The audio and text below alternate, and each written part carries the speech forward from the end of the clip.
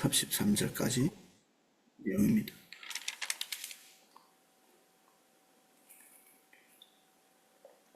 내용이 많아서 따로 읽지는 않고 읽으면서 내용을 살펴보겠습니다. 민수기 13장 1절입니다.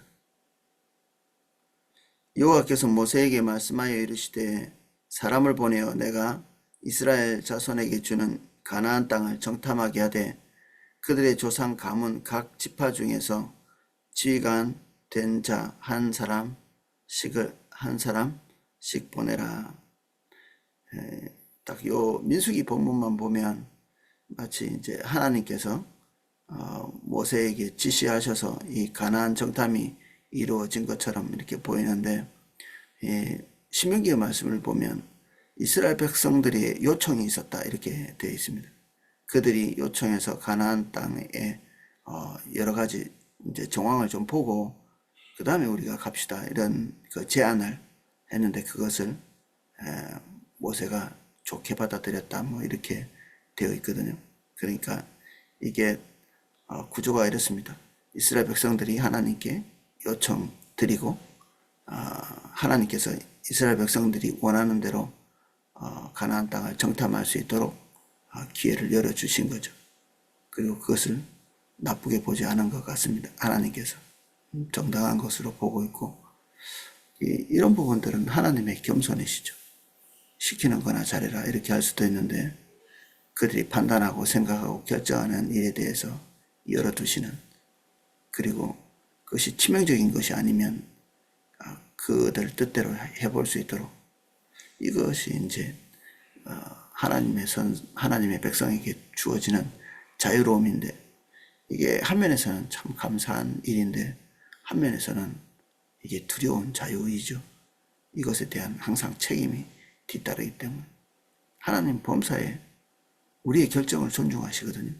우리가 뭔가를 굳이 결정을 하면 그 결정에 대해서 하나님께서 강제로 막 질질 끌고 가는 그런 면이 안 보입니다. 이제 하나님의 자녀에게 하나님께서 길을 가르치시고 또 포기하지 아니하시고 단념하지 않고 지속적으로 인도하고 때로는 길에 가시를 두고 하는 일이 있지만, 우리가 그 가시나 제한사항 같은 것들도 우리가 마음 먹고 끝까지 하겠다고 이렇게 결정하면 하나님께서 그냥 그대로 가도록 내어버려 두십니다. 이게 두려운 거죠. 이게 좋은 게 아니고 두려운 것입니다. 우리는 항상 우리 마음대로 할 수 있는 존재들이죠. 우리가 뭔가를 결정하고 아무렇게나 할 수 있는 그런 존재들이기에 진짜 무서운 것은 또 우리 자신의 그 아무렇게나 하는 결정이라고 볼 수 있습니다. 우리도 나름대로 뭐 아무렇게는 아니죠. 나름대로 이유가 있죠. 그런데 그 생각이 하나님께서 우리에게 말씀하신 것에 비해서 중대하게 결손이 있는 그런 결정들이죠. 그리고 우리는 그것을 밀어붙여서 나중에 그 밀어붙인 것에 대한 결과는 곧 우리가 다 이제 감당하게 되는 거죠. 3절입니다. 모세가 여호와의 명령을 따라 바란 광야에서 그들을 보냈으니 그들은 다 이스라엘 자손에 수령된 사람이라. 대표자가 이렇게 모인 겁니다. 우리가 앞에서 결정한 하나님으로부터 이게 도장받은 그런 백성의 지도자와는 좀 다릅니다. 이 이름이 다르고, 왜냐하면 아마 이 정탐꾼의 역할을 하려면 체력적으로도 나이 많은 사람은 좀 가능하지 않겠죠. 그래서 이게 남북의 길이가 한 165km 정도 되거든요. 이스라엘 땅이 165km를 이제 정탐하고 다니려면 이게 상당한 체력이 어느 정도는 있어야 되는 거죠. 뭐 누구나 못할 일은 아니지만 그 정도의 조건들은 또 갖춰야 되니까 하나님께서 원래 뽑았던 그런 지도자라기보다는 이 일을 감당할 수 있는 지도자를 적절하게 다시 뽑은 것 같습니다. 그들의 이름은 이러하니라. 르우벤 지파에서 삭굴의 아들 삼무아요. 시몬 지파에서는 호리 아들 사바시요. 유다 지파에서는 여분의 아들 갈렙이요. 이사갈 지파에서는 요셉의 아들 이갈이요. 에브라임의 지파에서는 눈의 아들 호세아요. 베냐민 지파에서는 라부의 아들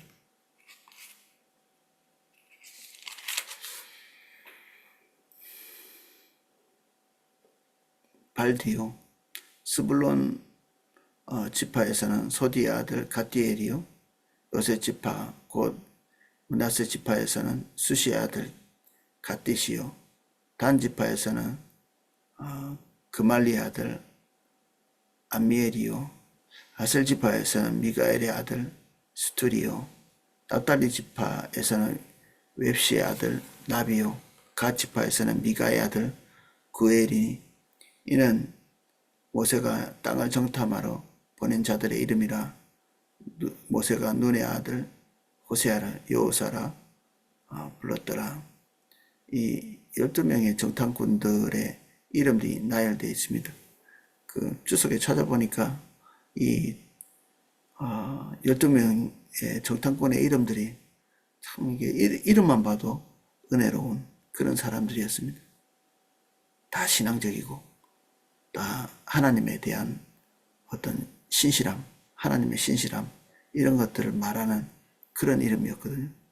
아마도 이 아브라함 때부터 내려온 이 신앙의 유산이 어느 정도는 이 사람들에게 영향을 끼쳐서 자기 자녀를 낳아서 이름을 붙일 때 그런 종교적인 영향을 받아서 이름을 지었겠죠. 또 우리도 이제 우리 자녀의 이름을 성경에 있는 이름 뭐 요셉이니 이런 말로 짓죠.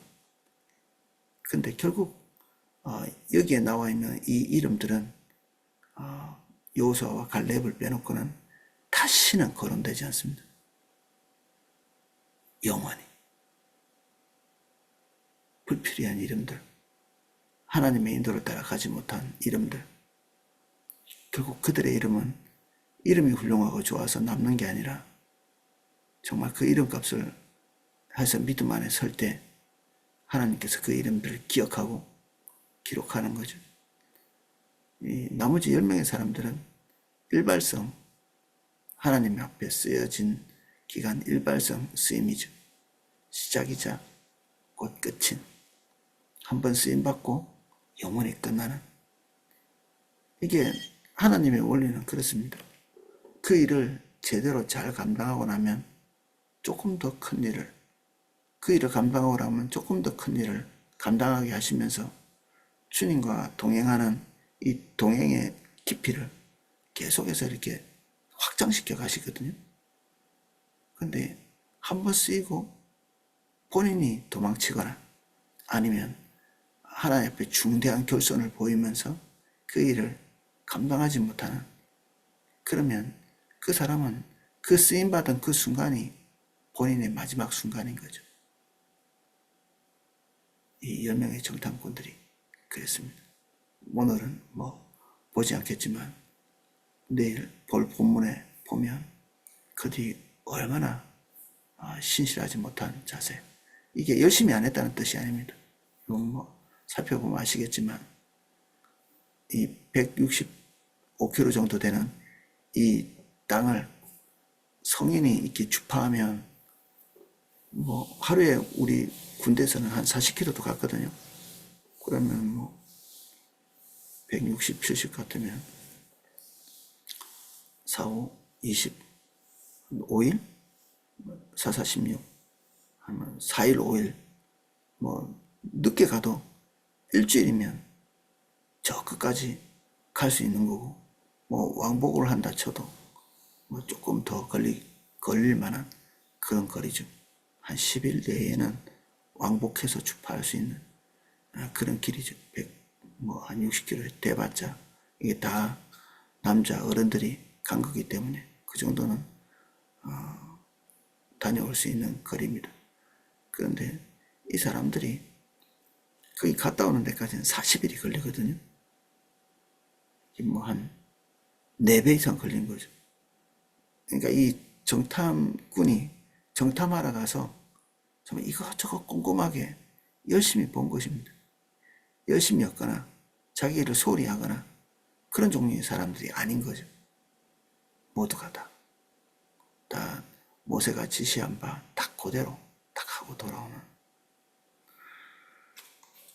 모세가 가나안 땅을 정탐하러 그들을 보내며 이르기를 너희는 네겝길로 행하여 산지로 올라가서 그 땅이 어떠한지 정탐하라. 곧 그 땅 거민이 강한지 약한지 많은지 적은지와 그들이 사는 땅은 좋은지 나쁜지와 사는 성읍이 진영인지 산성인지 토지가 비옥한지 메마른지 나무가 있는지 없는지 탐지하라. 담대하라. 그 땅의 실과를 가져오라 하니 그때 포도가 처음 익을 때쯤이었더라. 이 모든 것들을 지시한 이 모세의 지시대로 딱 그대로 꼼꼼하게 일을 해서 40일 동안 충분히 탐색하고 이렇게 온 거죠. 뭐 여기 있는 내용 정도는 알아야 그 땅에 대해서 다 안다 이렇게 볼 수 있겠죠. 그들은 농사 지을 만한 땅인지 사람들은 얼마나 되는지 이 사람들은 얼마나 군사를 낼 수 있을 건지 추정할 수 있는 모든 정보들을 다 얻어서 돌아옵니다. 21절. 이에 그들이 올라가서 땅을 정탐하되 신광야에서부터 하맛억이 르호까지 이르렀고 또 네겝으로 올라가서 헤브론에 이르렀으니 헤브론은 애굽 소안보다 7년 전에 세운 곳이라. 그곳에 안악자손 아이만과 세시와 달메가 있었더라. 이 이집트와 가까운 곳에서부터 굉장히 먼 곳까지 이게 이제 아까 말했던 그 가나안 땅의 경계죠. 제일 아랫 경계부터 윗 경계까지 에스골 골짜기에 이르러 거기서 포도송이가 달린 가지를 메어 둘이 나무에 꿰어 메고 또 석류와 무화과를 따니라.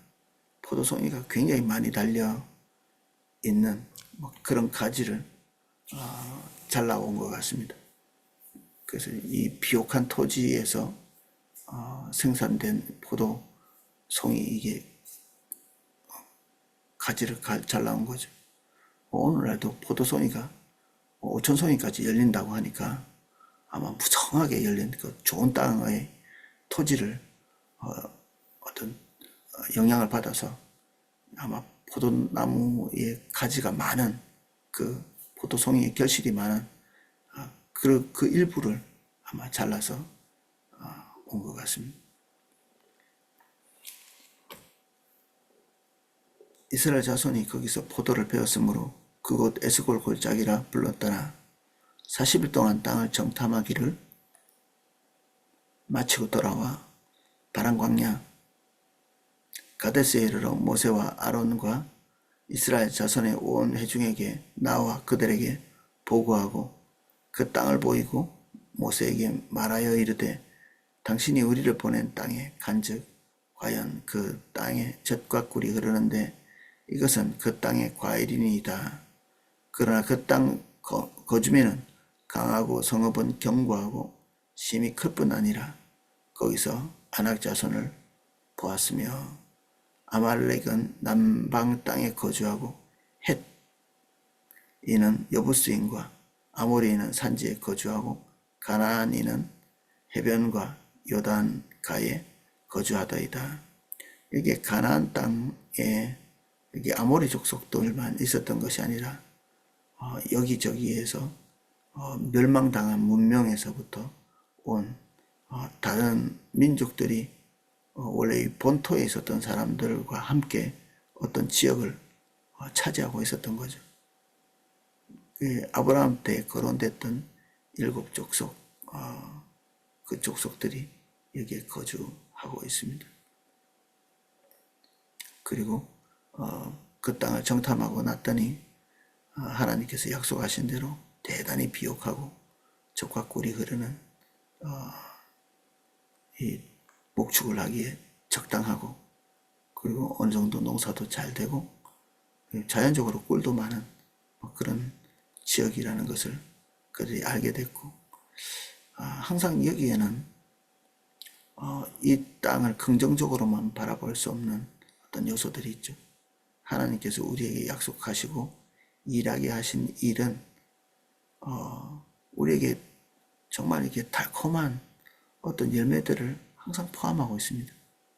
그런데 거기에는 항상 극복해야 될 요소들이 있거든요. 우리가 포도나무 교회가 하나님의 인도를 따라서 뭔가를 행할 때 사실 우리는 정말 이렇게 장밋빛, 그 무지갯빛, 처음에는 그런 걸 보고 사모함으로 출발하죠.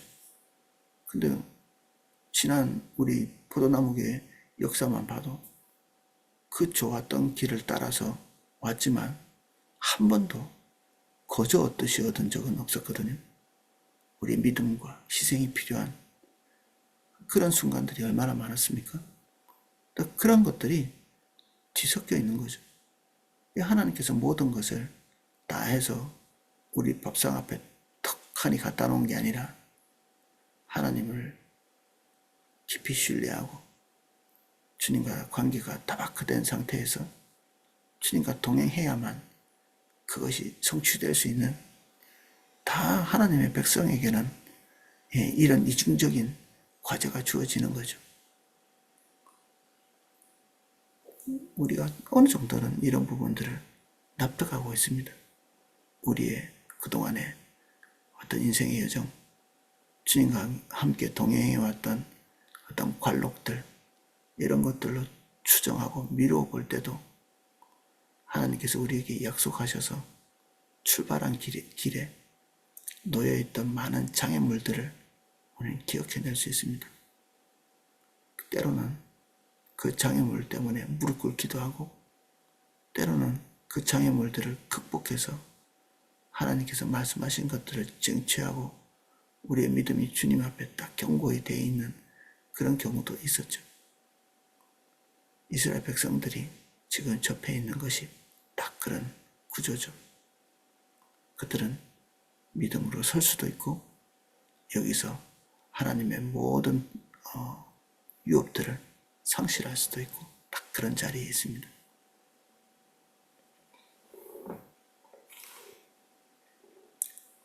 (30절입니다) 갈렙이 모세 앞에서 백성들을 조용하게 하고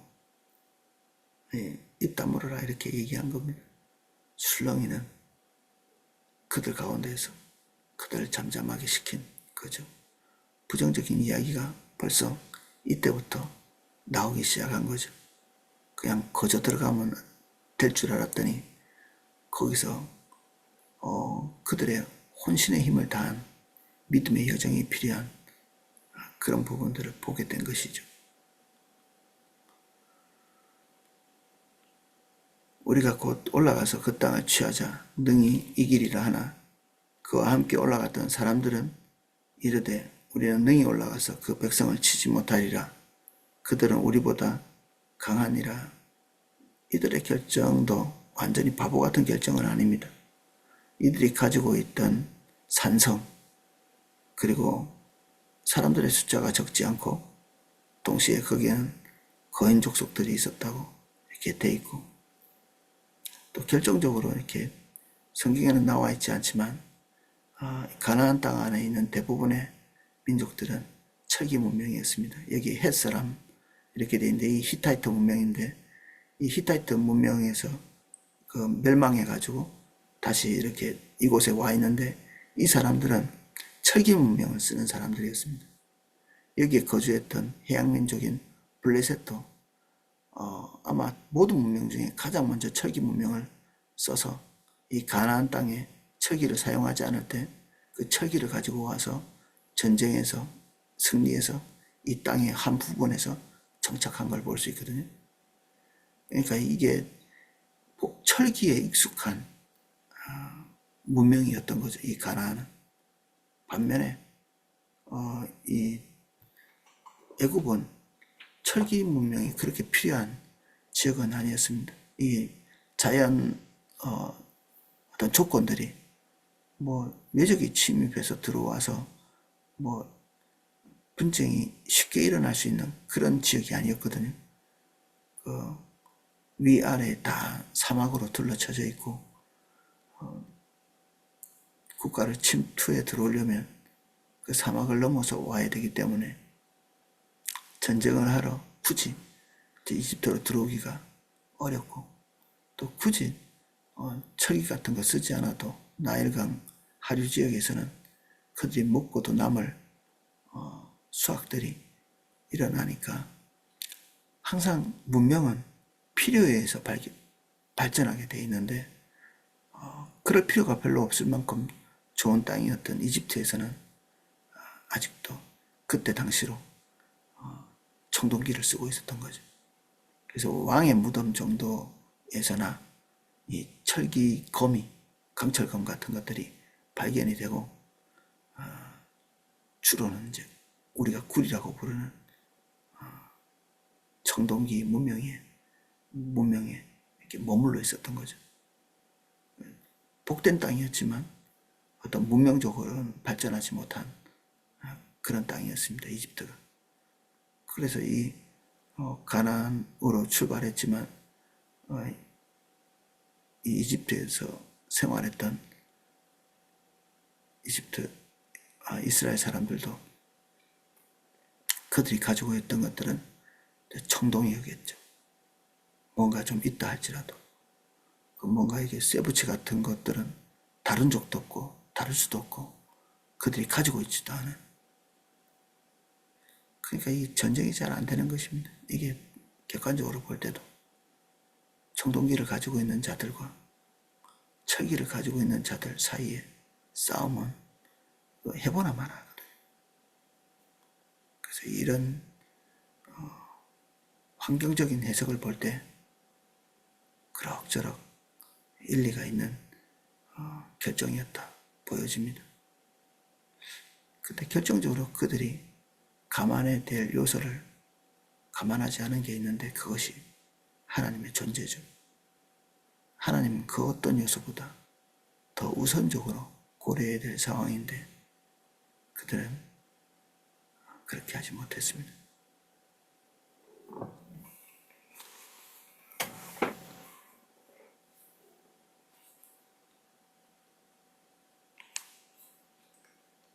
(32절입니다) 이스라엘 자손 앞에서 그 정탐한 땅을 악평하여 이르되 우리가 두루 다니며 정탐한 땅은 그 거주민을 삼키는 땅이요 거기서 본 모든 백성은 신장이 장대한 자들이며, 이제 서서히 그들이 가지고 있는 객관적인 정보가 어떤 이게 그들의 주장과 맞물리면서 이제 뻥튀기 되기 시작하는 거죠. 땅 자체가 나쁜 땅으로, 그리고 들어가서는 안 되는 땅으로, 사람을 삼키는 땅으로 이렇게 각색되기 시작합니다. 처음에는 객관적인 사실로부터 시작해서 하나님의 존재에 대해서 서서히 조금씩 배제시키는 거죠.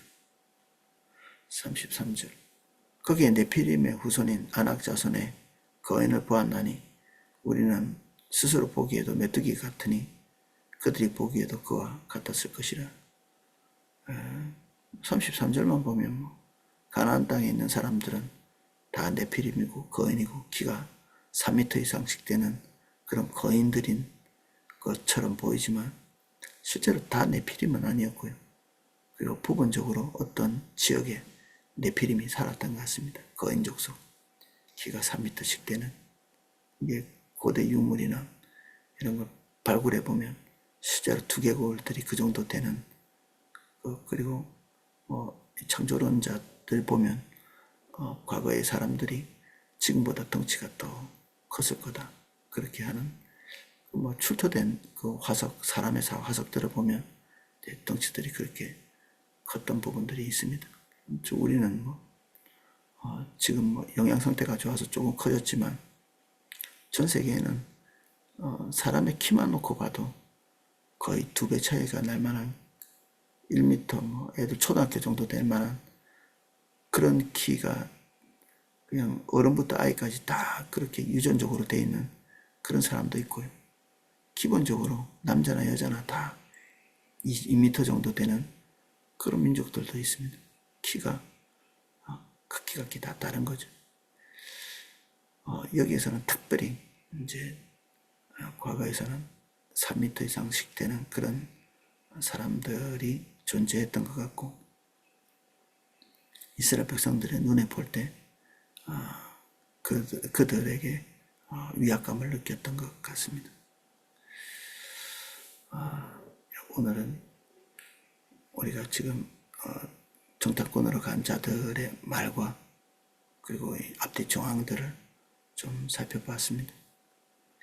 그들이 본 것은 아주 객관적인 사실들이었고, 그들의 마음과 믿음이 그 사실을 해석을 해야 되는데 아주 소수의 사람만 하나님 중심적인 해석을 해내죠. 바보라서 그 정탐한 내용들을 긍정적으로 해석한 것이 아니라 그들이 판단하고 이렇게 수집한 정보들이 하나님께서 행해 가실 일에 대해서 가로막을 수 있는 그런 요소들이 되지 못한다는 걸 두 사람은 알았고, 나머지 10명의 사람들은 그들이 생각하고 꿈꾸었던 것과 하나님께서 인도하시고자 하는 그 하나님의 비전들이 잘 맥이 닿지 않는 그런 사람들이었죠. 세상 사람들과 우리는 어느 정도의 정보를 공유합니다. 근데 그 정보를 해석하는 지점에서 두 갈래로 나누어지게 되어 있습니다. 그 누구도 바보는 없습니다. 여기에 정탐꾼 중에 바보는 없습니다. 믿음의 결정을 하든 믿음의 결정을 할 수 없든 10명의 정탐꾼도 바보가 아니고 믿음으로 결정한 사람들도 바보가 아닙니다. 그것을 결정하는 것은 지적인 능력이 아니고 하나님과의 관계에 그 해석의 능력들이 있는 거죠. 거기서 그들의 운명은 지금부터 계속해서 주님을 따라가면서 영광의 결과물들을 얻을 수 있는 길도 있고, 지금 하나님 앞에서 지명당한 지금이 처음이자 끝인 사람이 될 수도 있습니다. 누구나 다 한때 하나님의 사람이었죠. 누구나 다 한때는 사람들로부터 인정을 받는 그런 때가 있습니다. 그러나 한 번 이상이 됐다. 그건 좀 다른 문제죠. 한 번, 두 번, 세 번 반복해서 그 산을 넘어가면서 진짜가 되기도 하고 탈락자가 나오기도 합니다. 오늘 여기까지 살펴보겠습니다. 지금 교회에서 NWW C를 하고 있습니다. 청년들이 많이 와서 등록해서 집회 가운데 있고, 이교수 목사님 위시에서 여러분의 강사님들이 돌아가면서 강의하고 있습니다. 5분의 강사님 위해서 기도해 주시고, 또 청년들을 위해서 기도해 주시고, 우리 세종시 조서 청년들도 휴가 내고 와서 여기서 은혜 받고 있습니다. 위해서도 기도해 주시기 부탁드립니다. 기도하겠습니다. 주님,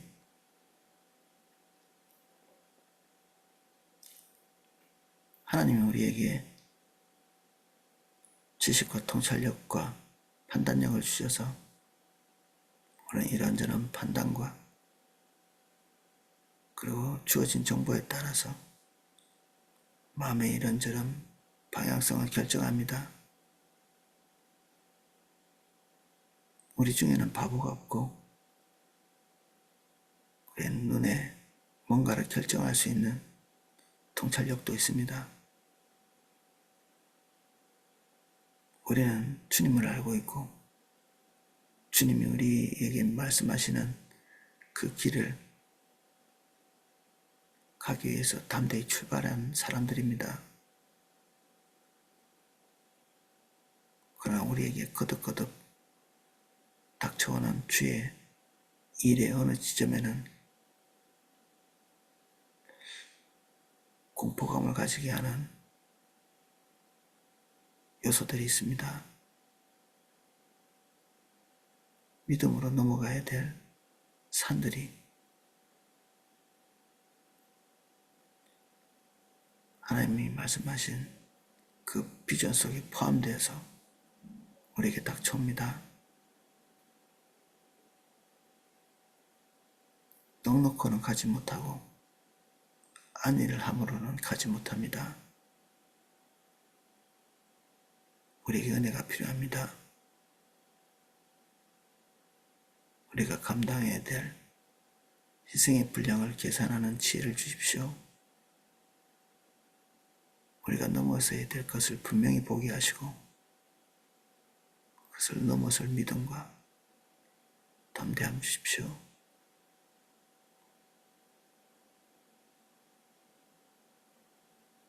예수님 이름으로 기도합니다. 아멘. 네, 각자 기도하실 수 있도록 제가 음악을 방송해 드리겠습니다.